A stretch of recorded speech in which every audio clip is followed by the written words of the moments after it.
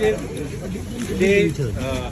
যেহেতু আজকে শ্যামবাজার থেকে আরজিকর অবধি একটা 144 বা 163 ধারা জারি আছে, সেই কারণে আমাদের যে প্ল্যান, এটা মিডিয়ার জন্য নয়, আপনারা ঘটনাচক্রে তুলছেন, দ্যাটস ফাইন, বাট এটা মূলত আমি আমাদের সহকর্মীদের জন্য বলছি। সেটা হচ্ছে যে আমরা যেটা করব, আমরা শিয়ালদা হয়ে খান্না অবধি গিয়ে ওইখানটাতে আমাদের গাড়িগুলোকে রেখে আমরা একদম শান্তিপূর্ণভাবে যতটা যাওয়া যায় আমরা সেইটুকুই যাবো। হ্যাঁ, ঠিক আছে? কেননা খান্নার পরে একটা কথা মাথায় রাখতে হবে, আমরা কিন্তু এমন কিচ্ছু করব না যাতে আইন লঙ্ঘিত হয়, আমরা এমন কিচ্ছু করব না যাতে অযথা উত্তেজনা সৃষ্টি হয় বা অযথা কোনো রকম ধস্তাধস্তি বা কোনো রকম কেওসের সৃষ্টি হয়। আবারও বলছি, আমাদের আজকের মিছিলটা কিন্তু সারা মানে পশ্চিমবঙ্গ বা সারা কলকাতা বা সমস্ত সাধারণ মানুষ যে জিনিসটা চাইছেন, সেই কয়েকটা বিচার এবং কয়েকটা দাবি যেগুলি মেডিকেল শিক্ষার্থীরা যেগুলি তুলেছেন, সেইগুলির সঙ্গে